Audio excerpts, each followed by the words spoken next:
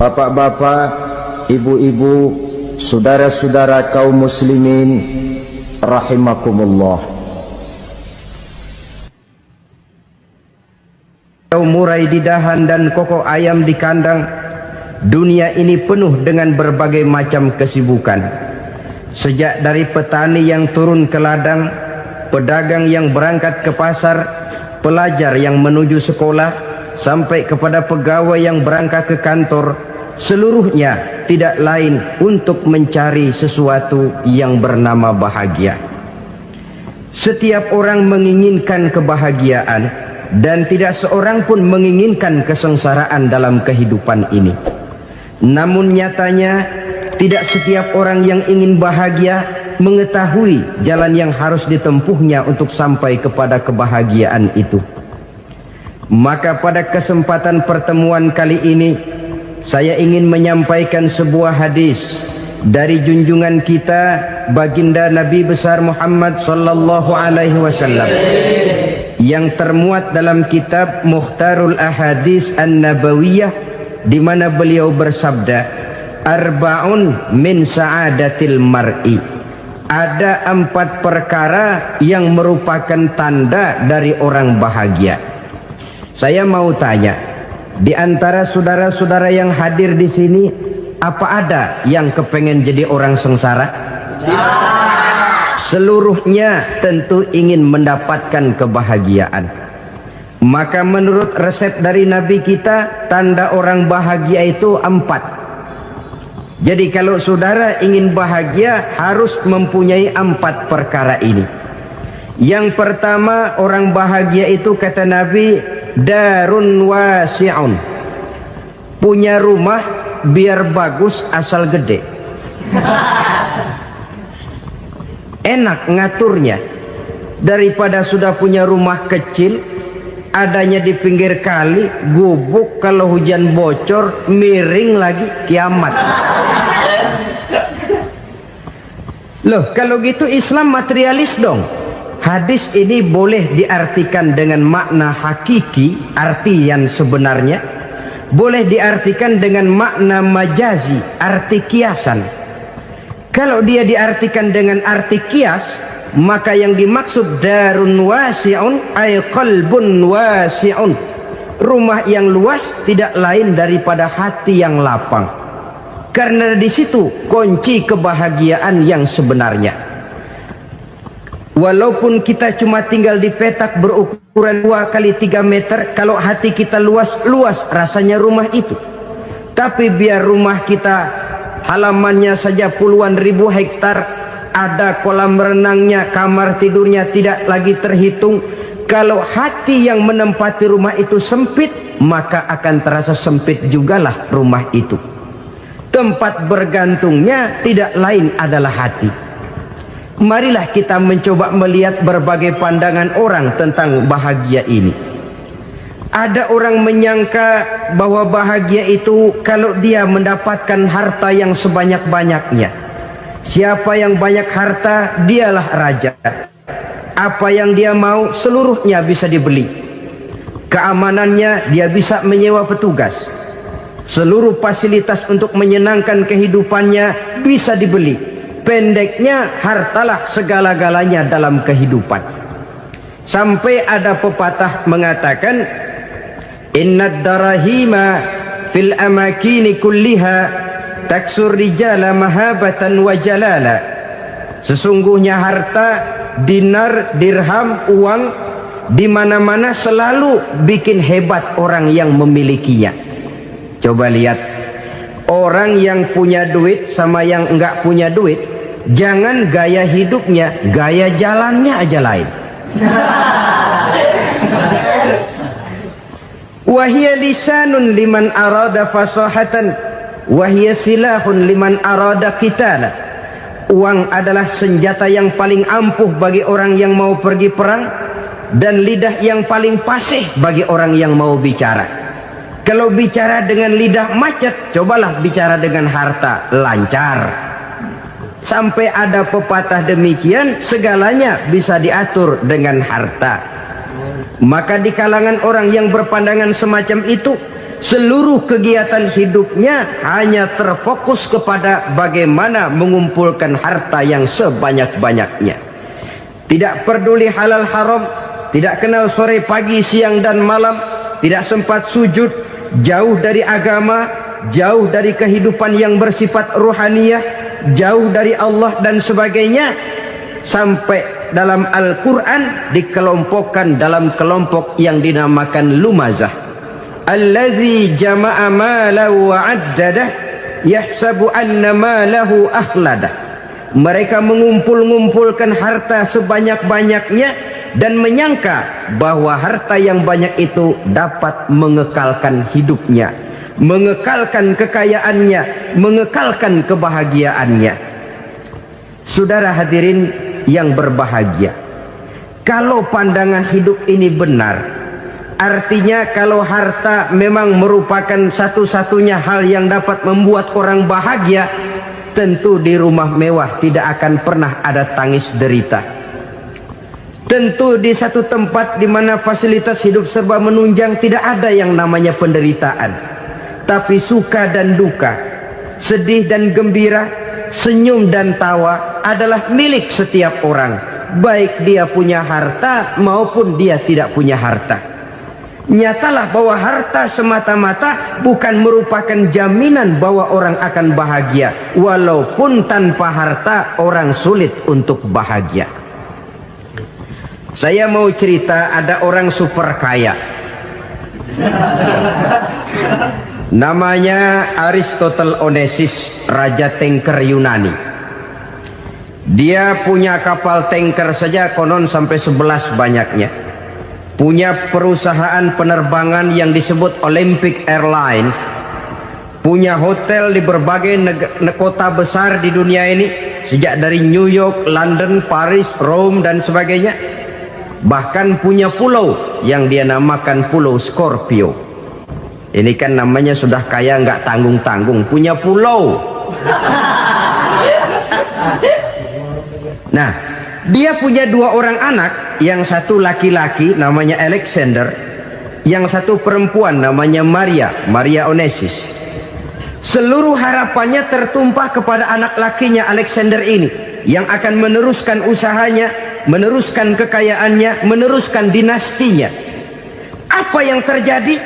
Ternyata anak yang dia harapkan yang bernama Alexander ini mati muda dalam kecelakaan pada waktu dia olahraga. Apa olahraganya? Namanya olahraga anak orang kaya, golongan jet set. Olahraganya olahraga pesawat terbang. Jatuh, ya nggak kapungut, habis mati. Tinggal satu anak perempuannya, Maria Onesimus. Tapi anak perempuan ini juga malah urakan. Terakhir dia pacaran, bahkan kemudian kawin sama orang Rusia. Rupanya Aristotle Onesimus ini broken. Kekayaannya yang berlimpah ruah, perusahaannya yang begitu banyak, siapa yang akan meneruskan? Siapa yang akan menggantikan? Sampai kemudian dia mengurung diri di Pulau Scorpio dan mati di sana secara mengenaskan. Seorang multi jutawan, seorang yang super kaya, mati menyendiri di pulau sepi. Ibarat kata pepatah, anak ayam mati di lumbung. Bukan kekurangan makanan, keurugan makanan. Begitu kehidupan Aristotle Onesimus. Dan banyak orang-orang yang sudah demikian kaya sampai dibingungkan oleh kekayaannya sendiri. Telusurilah kehidupan David Rockefeller misalnya, Henry Ford misalnya, Adnan Khashoggi misalnya. Multi jutawan yang kadang-kadang dibuat keder oleh kekayaannya sendiri. Pantas ketika Imam Ali ditawarkan orang, "Ya Ali, kalau kepadamu disuruh pilih ilmu atau harta, kau pilih mana?" Ya jelas pilih ilmu dong. Kenapa? Pertama, ilmu kalau kita berikan kepada orang lain tambah. Tapi harta kalau kita berikan kepada orang lain kurang. Saudara punya uang 10.000, dibagi orang 5.000, jelas uang saudara berkurang. Tapi saudara punya ilmu diberikan kepada orang lain bisa, saudara pun makin mantap. Tidak lantas jadi bodoh karena ngajarin orang. Saudara bisa Fatihah lalu mengajarkan orang Fatihah. Orang bisa, saudara pun makin hafal. Tidak lantas setelah diajarin orang ilmunya hilang. Begitu datang dia minta orang, tolong ajarin saya Fatihah. Udah habis, nggak ada.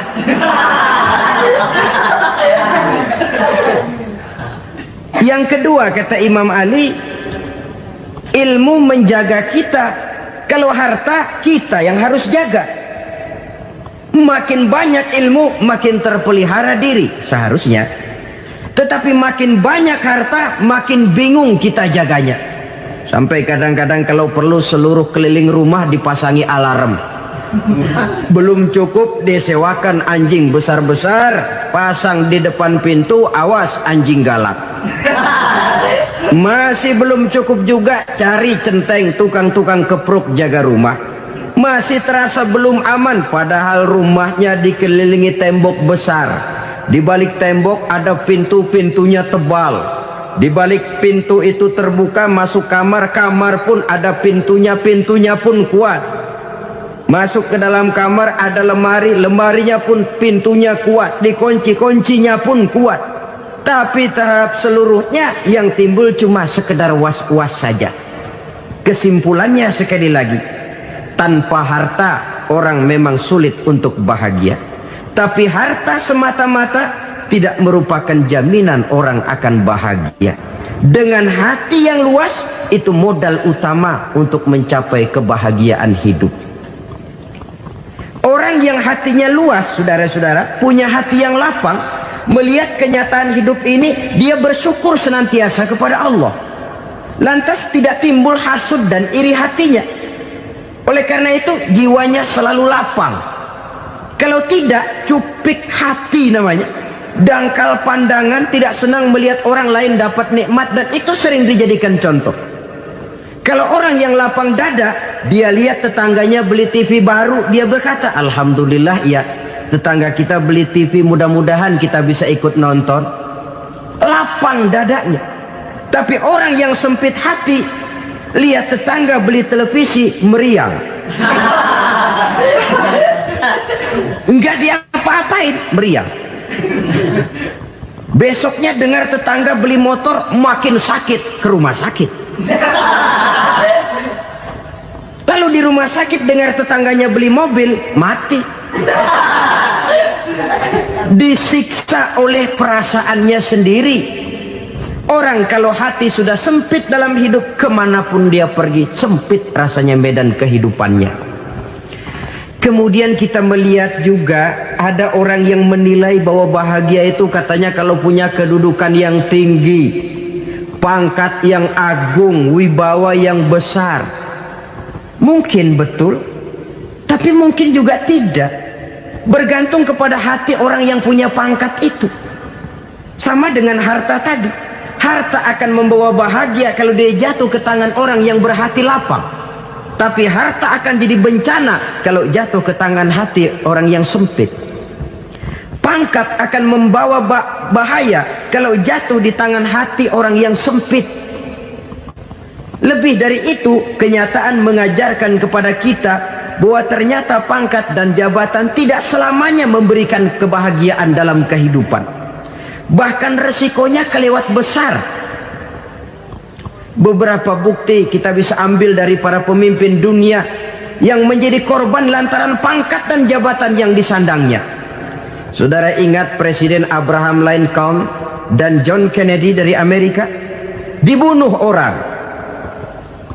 Park Chung-hee dari Korea Selatan, Ziaur Rahman dari Bangladesh, Anwar Sadat dari Mesir, terakhir Indira Gandhi dari India, menjadi korban dari pangkat dan jabatan yang disandangnya dari orang-orang yang tidak senang dia memegang jabatan itu.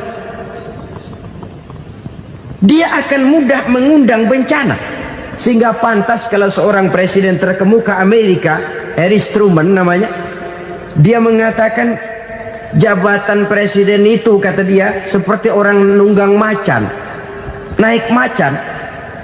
harus kita taiki, kalau enggak dia bakal nerekam kita, ngeri katanya.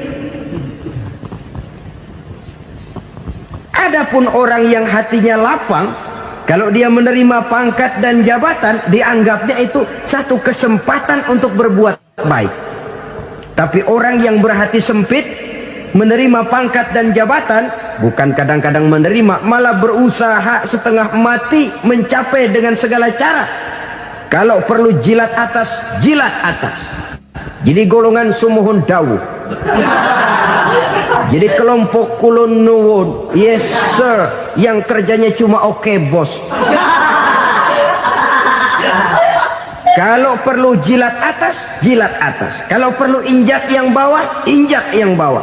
Perlu sikut kiri kanan, sikut kiri kanan. Yang penting pangkat dapat, jabatan dapat. Orang yang semacam ini, kalau sudah mempunyai pangkat dan jabatan, biasanya dia tidak menganggap itu sebagai amanah, tidak menganggap sebagai kesempatan berbuat baik, tapi malah kesempatan untuk memperturutkan hawa nafsunya yang dilatar belakangi oleh kesempitan hatinya tadi. Apalagi kalau orang memperoleh pangkat karena banyak mengeluarkan uang, seakan-akan pangkat dan jabatan itu sekarang macam proyek pakai tender. Siapa yang berani bayar segini naik, nggak berani minggir. Padahal logikanya, kalau orang mencapai satu jabatan karena banyak mengeluarkan uang, hampir bisa dipastikan bahwa setelah jabatan itu dia pegang, langkah pertama yang akan dilakukannya ialah berusaha bagaimana uang yang dia keluarkan supaya kembali.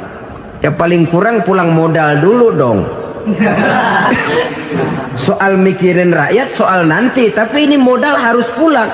Itu celakanya kalau orang memperoleh pangkat dan jabatan cuma karena banyak mengeluarkan uang. Jarang orang yang mempunyai keyakinan dan pandangan bahwa pangkat dan jabatan merupakan amanah. Jadi sekali lagi, pangkat dan jabatan mungkin saja membawa kebahagiaan kalau jatuh ke tangan orang yang berhati lapang. Tapi bisa jadi bencana kalau dia jatuh ke tangan orang yang mempunyai hati yang sempit. Dan lagi-lagi stresnya hati yang lapang. Lalu sebagian orang, saudara, ada yang berpandangan katanya bahagia itu kalau jadi orang terkenal, mempunyai popularitas, menjadi idola di kalangan remaja, di kalangan orang tua, di segala lapisan masyarakat. Padahal makin populer orang, makin terikat dia. Ya kalau macam kita ini kan nggak punya nama, nggak populer, tengah malam buta mau nongkrong di warung Tegal aman. Tapi pangkat, jabatan, kedudukan, popularitas menyebabkan kita diikat dengan berbagai macam peraturan. Cuma mandi sama ke WC saja yang nggak dikawal.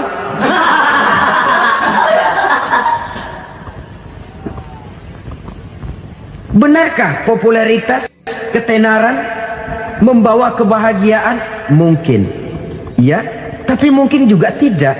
Kenapa? Banyak orang-orang populer yang mengakhiri hidupnya secara tragis. Kita ambil beberapa nama. Di Amerika tahun 60-an ada bintang seksi paling terkenal yang dijuluki seks bom, bom seksi. Sampai sekarang jadi legenda, namanya Marilyn Monroe. Singkatan double-nya itu inisialnya MM, Marilyn Monroe. Terkenal, top, sampai dia mati tahun 62, namanya sekarang masih saja dibicarakan orang. Kenapa dia bunuh diri? Tidak punya hartakah dia? Banyak. Kurang populerkah dia? Seluruh dunia mengenalnya. Sejak rakyat kecil sampai pejabat tinggi dia punya hubungan. Kenapa? Jenuh. Dia terlahir dalam keadaan yatim. Setelah itu tidak lama dia berangkat remaja, ibunya meninggal, pindah dari wanita asuh ke wanita asuh sampai 12 orang ibu angkatnya. Dan kekecewaan yang paling parah, setiap laki-laki yang dekat dengannya hanya seperti kapal berlabuh, datang dan pergi silih berganti, padahal dia merindukan seseorang yang bisa melindungi hidupnya. Dia rindukan itu dan dia tidak pernah menemukan. Itu yang akhirnya menyebabkan dia minum pil tidur kelewat dosis, minum obat tidur kebanyakan, ya tidur terus sampai sekarang.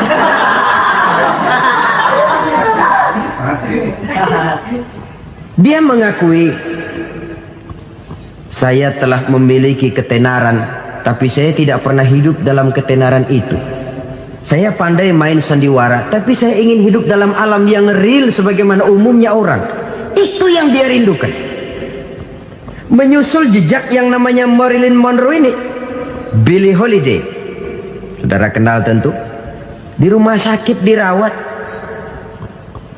Dia juga minum obat overdosis, mati lagi. Jimi Hendrix minum obat tidur overdosis kelewat batas, mati lagi. Lalu yang menghanyutkan diri di danau, Janis Joplin dan Brian Jones. Ini orang-orang populer, orang-orang terkemuka yang mengakhiri hidup secara tragis, bukan karena tidak terkenal, mungkin karena sudah saking terkenalnya. Contoh paling belakangan, Bruce Lee. Wah, ini tukang-tukang keprok tentu kenal siapa dia. Sampai sekarang pun tabir kematiannya masih merupakan misteri. Dan yang masih hidup juga menunjukkan gejala yang aneh. Michael Jackson, rumahnya di Beverly Hills itu dijaga sedemikian rupa, dan dia selalu curiga kepada setiap makanan harus steril, bersih dari segala macam kimia. Kemana dia pergi, itu tukang-tukang keprok sudah selalu menjaga dan mengawal, dan dia seakan takut menunjukkan mukanya yang asli. Hingga kalau tampil ke tengah di luar show, dia kadang memakai pakaian yang tidak menunjukkan dia yang sebenarnya, takut dikenali orang. Ternyata popularitas sering jadi momok yang meracuni kehidupan manusia. Oleh karena itu, benarlah junjungan kita pada saat beliau mengajarkan orang akan bahagia kalau dia mempunyai hati yang lapang. Nah, sekarang masalahnya untuk mendapatkan hati yang lapang, caranya bagaimana? Kita kembali kepada konsep Quran. Allah mengajarkan, ala inna bi dzikrillahi tatmainnul qulub. Ketahuilah bahwa dengan banyak mengingat Allah, hati akan tenang, jiwa akan lapang. Dengan kata lain, dekat dengan agama, merasakan kehadiran Allah dekat dalam hidup, itu muara pertama untuk mencapai hati yang lapang. Ala inna bi dzikrillahi tatmainnul qulub. Jangan macam orang sekarang ingin mendapatkan ketenangan lalu tapak di puncak gunung, di gua-gua, di tempat sepi. Iyalah kalau nggak ada ular. Kalau tergigit ular berbisa, ketenangan belum, mati jelas itu. Islam positif untuk mendapatkan ketenangan. Ala inna bi dzikrillahi tatmainnul qulubi.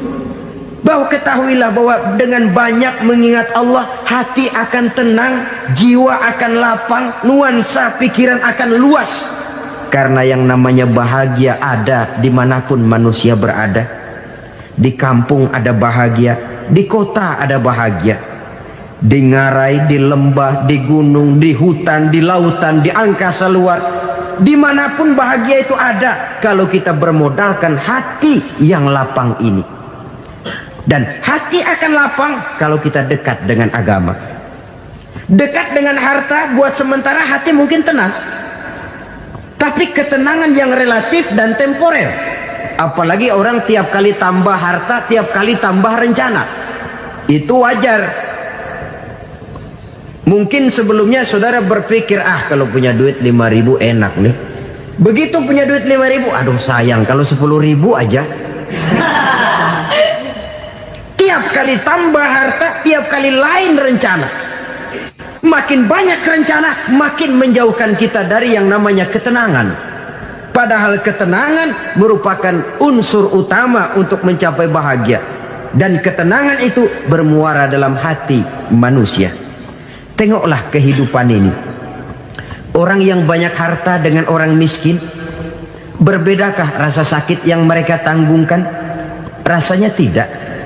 Walaupun si kaya tidur di kasur empuk berselimutkan sutra mahal, sementara si miskin meringkuk di balai bambu yang keras dan kasar. Apabila maut datang, dia juga tidak pernah pilih bulu. Maut datang menjemput si kaya di singgasana keemasannya, dikelilingi oleh para pengasuh, dayang dan idang serta para pengawal. Dan maut pun datang menjemput si miskin papa, sehingga ia tergelepar di tepian jalan. Kedua-duanya bernama mati. Kalau nyata bahwa sakit yang ditanggung si kaya tidak beda dengan sakit yang ditanggung si miskin, bukan harta semata yang membuat orang bahagia. Hati yang tenang, jiwa yang lapang penuh kedamaian, karena banyak berzikir dan mengingat Allah, itu merupakan modal utama untuk mencapai sesuatu yang bernama bahagia.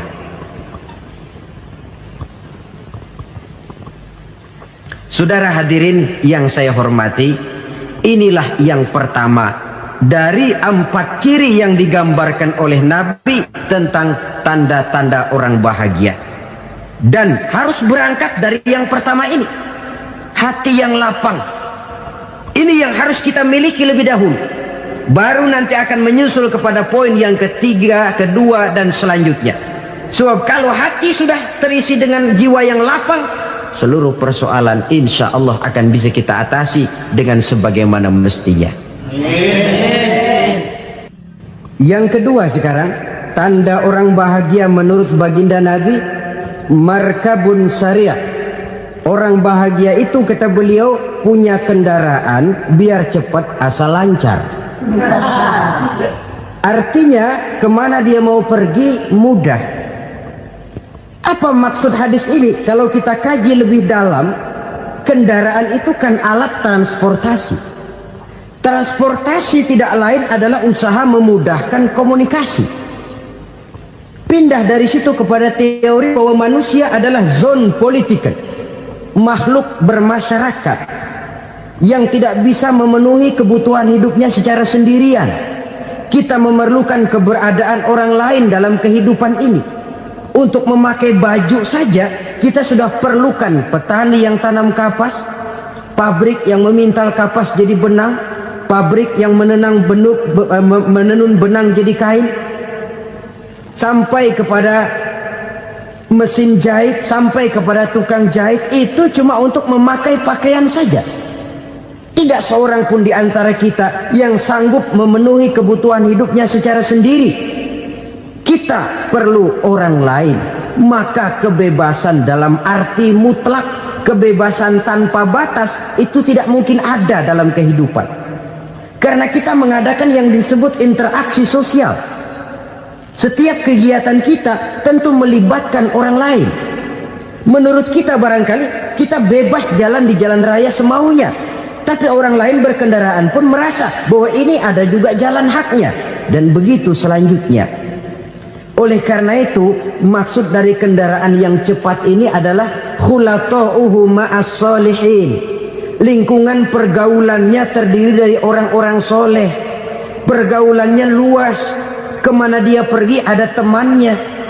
Kesulitannya ada tempat dia cerita. Dan kesulitan kalau sudah diceritakan kepada orang lain, taruh kata orang itu tidak bisa menolong, namun menceritakannya kepada orang yang kita percayai, kan paling kurang sudah mengurangi beban jiwa, mengurangi tanggungan batin, merasa masih ada tempat kita cerita. Maka lebih baik orang awam yang mau bergaul ketimbang orang setengah alim tapi ngunci pintu. Sebab nantinya akan timbul sikap picik, cupik pandangan, dan tidak luas menghadapi kenyataan dalam kehidupan ini. Namun yang harus kita garis bawahi, pergaulan memang mesti luas. Namun jangan sekali-kali lupa bahwa pergaulan sangat besar pengaruhnya dalam ikut membentuk kepribadian manusia. Sehari-hari bisa kita bilang, kalau kita dekat sama tukang minyak wangi, sekalipun nggak dibagi minyaknya, baunya tentu dapat. Betul? Tapi dekat sama tukang elas, walaupun nggak kena apinya, asapnya mesti kena. Kalau Syauqi mengatakan lebih jelas lagi, man asyaral asyrafa asa musyarrafan wa muasyiral anzali ghairu musyarrafin. Awalam taral jildal hakira muqabbalan bisagri lamma sara jildal mushaf. Siapa yang bergaul dengan orang mulia, dia bakal ikut menjadi mulia. Tapi siapa yang berteman dengan orang hina, dia tidak bakal ikut menjadi mulia.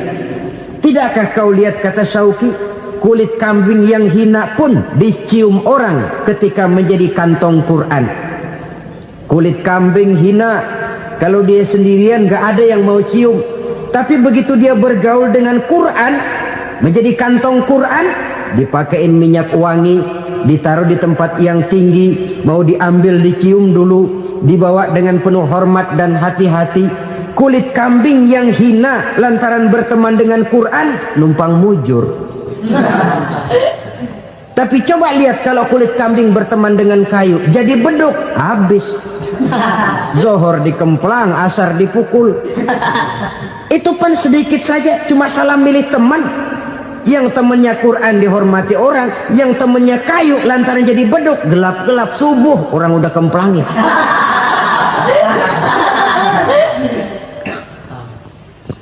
Maka terutama kepada adik-adik remaja yang masih mencari identitas diri, yang ibarat kaset masih kaset kosong, mudah diisi oleh apapun, pandai-pandailah memilih teman dalam bergaul.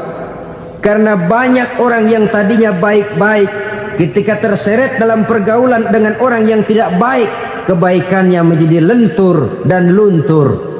Tapi berapa banyak bajingan-bajingan tengik, orang-orang yang berlumur noda dan dosa, tiap hari melakukan maksiat, namun bergaul dengan orang yang baik-baik, pada akhirnya sedikit demi sedikit beringsut dan berangsur dia terbiasa mengikuti kebaikan-kebaikan.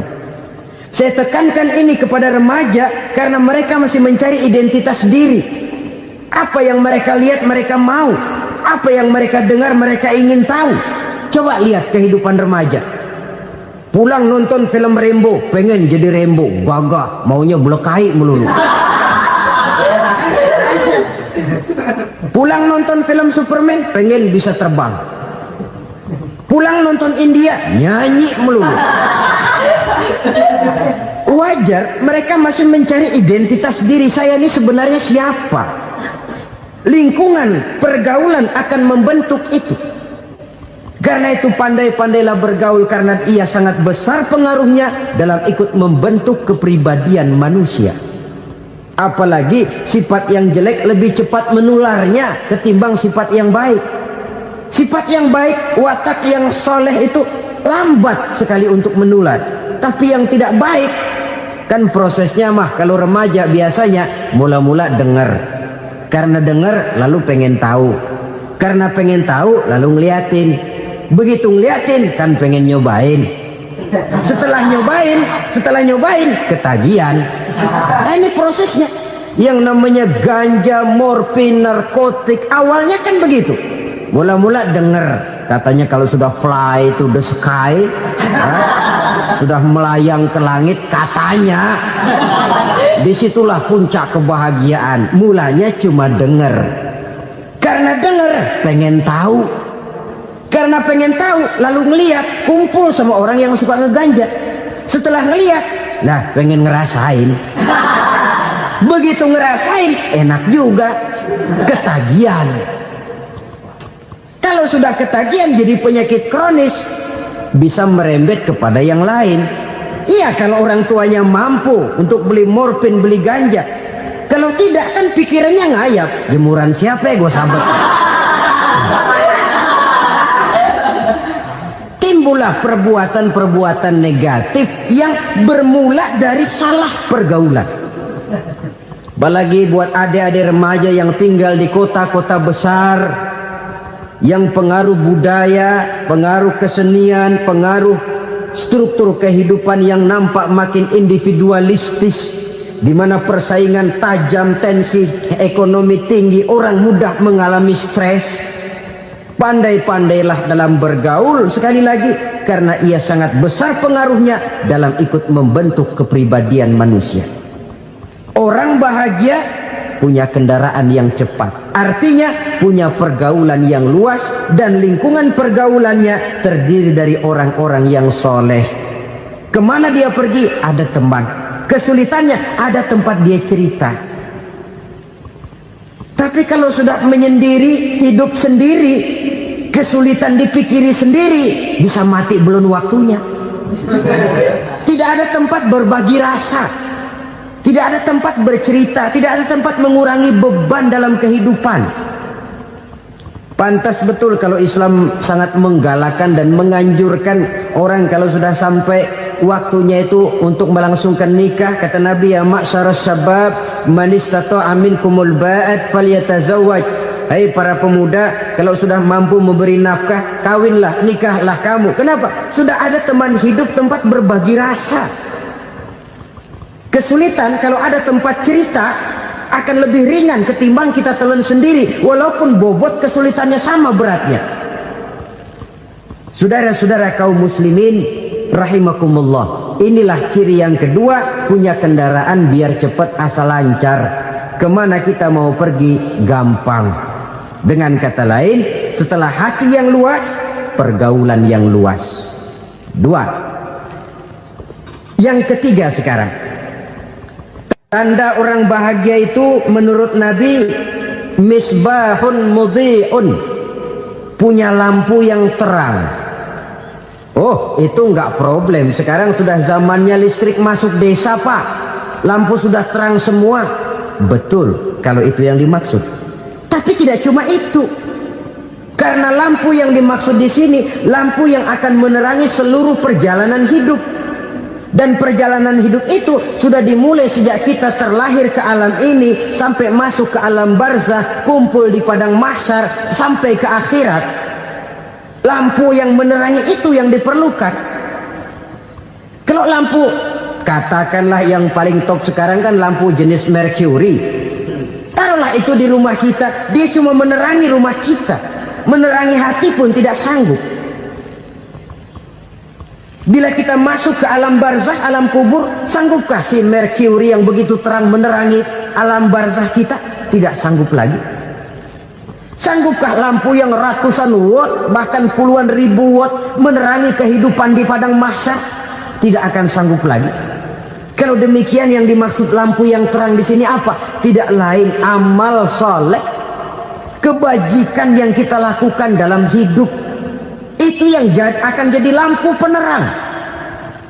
Di dunia nama kita akan terang, jasad kita boleh hancur terkubur tanah, tapi nama kita akan dikenang orang. Begitulah kalau orang meninggalkan kebajikan dalam hidup seperti sekarang. Ribuan orang tiap saat berziarah ke kubur Imam Syafi'i, ke kubur Imam Malik, ke kubur Imam Ghazali, ke kubur orang yang baik-baik, orang yang soleh-soleh. Kebajikannya yang ditinggalkan, yang mengukir namanya dengan tinta emas. Sehingga saudara sudah terbaring di alam kubur, orang lewat, Allah, ini kuburannya Fulan bin Fulan, dulu ini kebaikannya Masya Allah, saya ikut merasakan. Mari kita mampir sebentar, kita Fatihah. Mohon disampaikan Allah pahalanya kepada almarhum. Al-Fatihah. Itu kalau orang baik-baik. Lalu saudara tanya, Pak, orang mati dikirimin Fatihah apa nyampe pahalanya? Saya jawab, kalau saudara nggak percaya, mati dulu dah. Nanti saya Fatihain, tungguin di sana. Umpama nggak sampai, balik lagi kemari. Sekarang ini kan maunya otak-otakan saja. Kalau nggak masuk otak, nggak percaya. Padahal alam gaib itu nggak bisa diotak-otakin. Sama saja dengan saudara pernah dengar cerita kapal tanpa emas tenggelam, tak? Pernah nggak? Di mana? Ya, di laut Masa Lembo.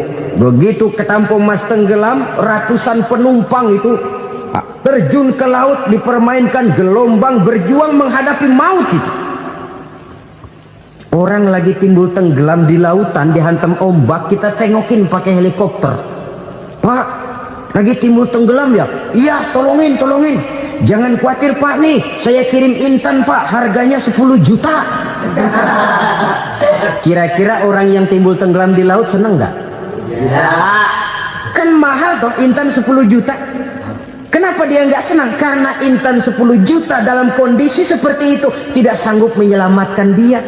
Dia akan girang kalau dikirimin ban mobil bekas, dikirimin papan terentang atau bambu.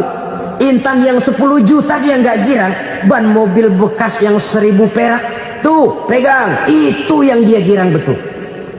Inilah sebabnya Nabi berkata, mal mayyitu fi qabrihi illa kal ghariqil mutaghawwis. Orang yang meninggal di alam kuburnya seperti orang timbul tenggelam di lautan. Yantaziru da'watan min ahli, menunggu doa dari keluarganya yang masih hidup. Duh, bapak saya sudah meninggal, saya sayang benar sama dia. Kirimin kulkas ke kuburannya Itu sama saja dengan tadi orang tenggelam di lautan dikirimi intan yang harganya 10 juta, ndak sampai. Begitulah kalau kebajikan yang kita tinggalkan dalam hidup, sudah mati pun kubur kita masih diziarahi orang. Tapi kalau jahat yang kita tinggalkan, boro-boro lah orang mau doa lewat dekat kuburan kita juga serem. Tuh bajingan no, dulu mati dipendem di situ tuh. Jangan lewat situ, ntar kesurupan, jangan. Lewat saja orang ngeri. Konon lagi membacakan Fatihah dan mengirimkan doa. Hidup pada hakikatnya adalah kesempatan untuk berbuat baik. Maka sekali kesempatan itu diberikan, manfaatkan dengan sebaiknya. Sebab kesempatan kedua tidak akan pernah ada. Kesempatan berbuat baik di sini, di akhirat sudah pembalasan namanya. Sekali kesempatan itu dicabut, dia tidak akan pernah dikembalikan lagi. Kata Iqbal, hidup tidak mundur ke belakang, Bung. Berhenti diinjak orang, mundur hancur. Tidak ada kata mundur dalam hidup ini. Berhenti diinjak orang, mundur kecebur. Tidak ada kata lain, harus maju dalam kehidupan dalam artian yang positif. Hidup adalah kesempatan untuk mengumpulkan kebajikan yang sebanyak-banyaknya. Di situ nilai daripada manusia. Sekarang ini memang nggak kelihatan kok, orang yang banyak pahala sama yang banyak dosa nggak kelihatan kok. Barangkali kalau habis bikin dosa palanya pada benjol, mungkin orang takut sama dosa. Tapi sekarang sama saja, orang yang banyak dosa dengan yang nggak banyak dosa jalan bareng dari belakang, sama, nggak kelihatan beda. Tapi ada waktunya di mana pahala memegang peranan, di mana dosa diperlihatkan. Sama saja kalau kita bawa mobil siang, lampu kan nggak begitu berfungsi. Apa lalu bilang, alah ini lampu berat-beratin, copot-copotin aja dah. Tidak perlu begitu. Kenapa? Pada suatu saat malam senja akan datang. Bila matahari terbenam, senja pun datang, gelap mulai merayap, disitulah baru terasa perlunya lampu. Pahala begitu. Sekarang orang yang nggak ada pahalanya nggak kelihatan dalam kehidupan. Tapi pada suatu saat senja kehidupan akan datang. Ajal merenggut nyawa, malam merayap, dan hidup mulai diliputi kegelapan di alam barzakh. Dikala itu kalau nggak punya lampu, alangkah malangnya kita. Sebab amal yang baik, kata Nabi, di alam barzakh itu akan diciptakan menjadi perempuan yang cantik menemani kita. Amal yang jahat akan menjadi orang yang paling jelek nemenin kita. Udah di tempat gelap yang nemenin jelek.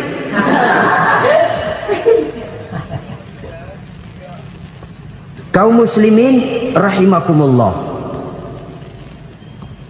Kalau demikian masalahnya, tergantunglah kita pandai memanfaatkan waktu. Al-waktu kasayf, waktu itu cepat sekali. Yang namanya waktu itu tahu-tahu. Tahu-tahu udah tahun 87. Tahu-tahu udah begitu. Tahu-tahu yang kemarin anak-anak, sekarang udah pada punya anak. Tahu-tahu saja itu.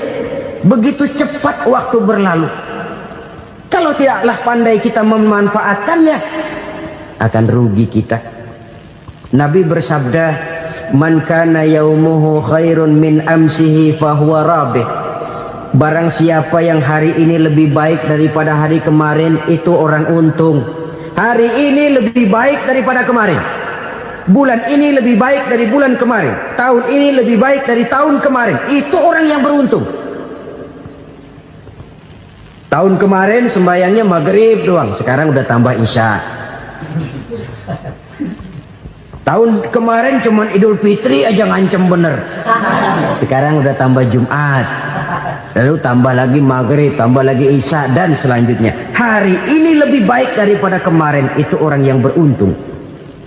Wa man kana yaumuhu mithlu amsihi fahuwa khasir. Lalu barang siapa yang hari ini sama saja dengan hari kemarin, itu orang rugi. Hari ini sama dengan kemarin, rugi itu. Bulan ini begitu, bulan kemarin begitu, tahun ini begitu, tahun lalu juga begitu. Rugi itu orang. Rugi apa? Rugi umur. Umur tambah, amalan gak pernah tambah. Dan saya pikir lebih merupakan azab ketimbang nikmat kalau orang dikasih panjang umur cuma untuk numpuk dosa. Mending mana? Panjang umur banyak dosa sama pendek umur dikit dosa? Mending mana? Mending mana?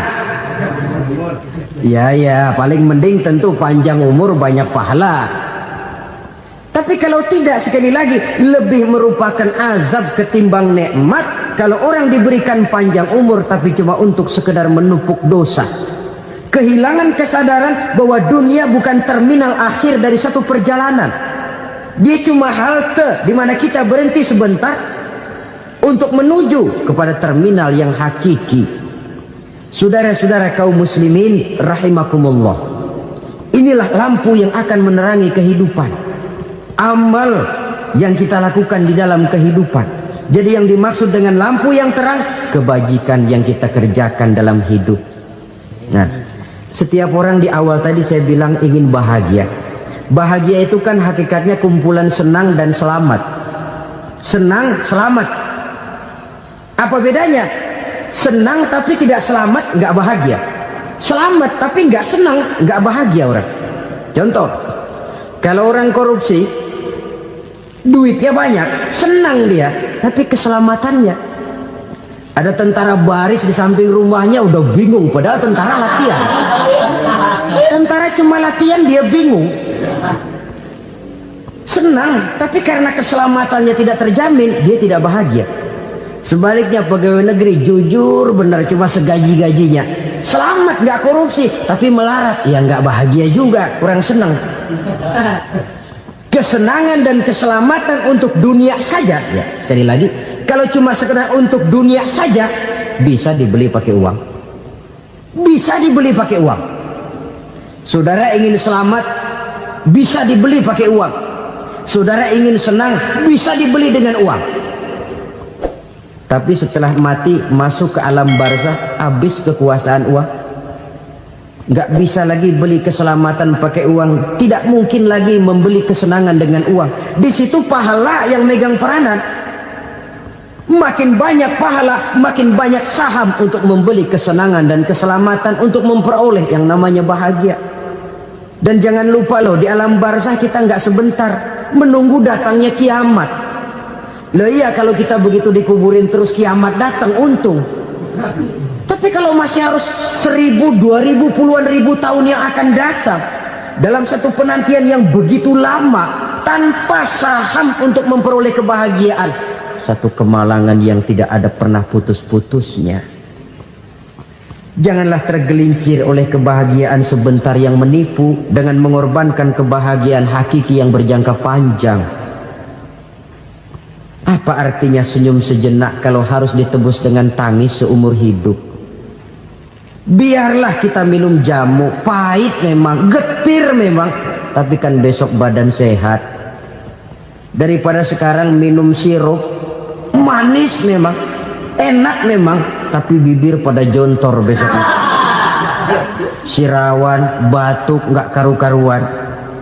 Banyak orang tertipu oleh kesenangan yang sebentar, padahal laisa kullu ma yalma'u zahaban. Belum tentu semua yang berkilat itu emas, belum tentu semua yang gemerlap itu intan. Karena itu marilah manfaatkan kesempatan yang diberikan Allah ini untuk mengumpulkan kebajikan yang sebanyak-banyaknya. Yang terakhir sekarang, yang keempat, tanda orang bahagia kata Nabi. Zaujatun salihah. Orang bahagia itu tanda yang keempat kata Nabi, punya istri biar cakep asal taat. Sudah surga itu gitu. Cakep taat. Istri kayak gitu, kalau belum mati jangan dikuburin dulu. Sudah cakep taat lagi, tapi kadang-kadang enggak, udah jelek ngadat melulu. Apa yang mau dipilih? Sebab itu Quran mengatakan istri pakaian untuk suami, suami pakaian untuk istri. Kenapa suami istri diibaratkan pakaian? Alangkah tingginya gaya bahasa Quran ini. Suami istri teman hidup, hidup perjalanan panjang. Sejak kita dalam rahim sudah ada hidup kan di sini. Sampai ke alam dunia, masuk ke alam barzah, kumpul di padang mahsyar, sampai menuju akhirat, itu perjalanan hidup.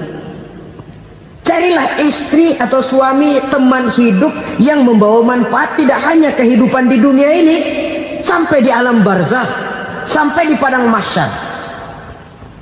Suaminya mungkin meninggal lebih dulu, atau istrinya mungkin meninggal lebih dulu, tapi suami atau istri yang masih hidup berbuat kebajikan. Suami saya meninggal, ada hartanya, saya sedekahkan, niat pahala untuk almarhum suami saya. Ini teman hidup, tidak dibatasi dan tidak bisa dipisahkan oleh maut sekalipun. Zohirnya mungkin pisah, badannya mungkin pisah, tapi hatinya, jiwanya, kebersamaannya dalam menghadapi kehidupan. Karena itu saudara-saudara, bahasa Quran indah. Suami istri diibaratkan seperti pakaian. Apa fungsi pakaian? Pertama, pakaian jadi kebanggaan. Artinya suami harus menjadi kebanggaan istri, istri harus jadi kebanggaan suami. Yang kedua, pakaian itu kan fungsinya menutup aurat. Artinya sesama suami istri harus saling menjaga kekurangan masing-masing. Jangan malah sesama suami istri saling membongkar rahasia dan aibnya sendiri-sendiri. Istrinya diceritain jeleknya di mana-mana, atau suaminya dibongkar rahasianya di pasar umum. Itu sudah tidak lagi berfungsi sebagai pakaian. Kenapa semua ini diperlukan? Karena kita menyadari bangsa yang baik terdiri dari masyarakat yang baik. Masyarakat yang baik merupakan susunan dari warga yang baik. Warga yang baik adalah terdiri dari rumah tangga yang baik. Dan rumah tangga yang baik merupakan susunan dari pribadi yang baik. Dari situ langkah dimulai. Membangun satu bangsa yang baik diawali dengan membangun rumah tangga yang baik, dengan menciptakan pribadi-pribadi yang baik. Sehingga dari sini diharapkan berkembanglah nilai-nilai kebaikan. Orang akan bahagia mempunyai istri yang soleh. Kenapa? Tidak ada seorang suami bisa sukses jadi apapun dia, apapun profesinya. Dokterkah, kiaikah, mubalikah, petanikah, pengusahakah, pejabat tinggikah. Tidak ada seorang suami yang bisa sukses tanpa peran serta istrinya. Walaupun memang peranan itu tidak begitu kelihatan, tapi sangat menentukan. Karena itu, saudara hadirin yang saya hormati, Islam sangat menghargai kaum wanita, memberikan kedudukan yang tinggi sepanjang tidak mematikan kodrat kewanitaannya. Nah, kalau sudah kesuksesan ini diawali dari rumah tangga, karier di masyarakat mudah untuk dikejar. Tapi keberantakan di rumah tangga merupakan kegagalan pertama di tempat lain. Nah, inilah saja yang dapat Al-Fakir sampaikan pada pertemuan kali ini.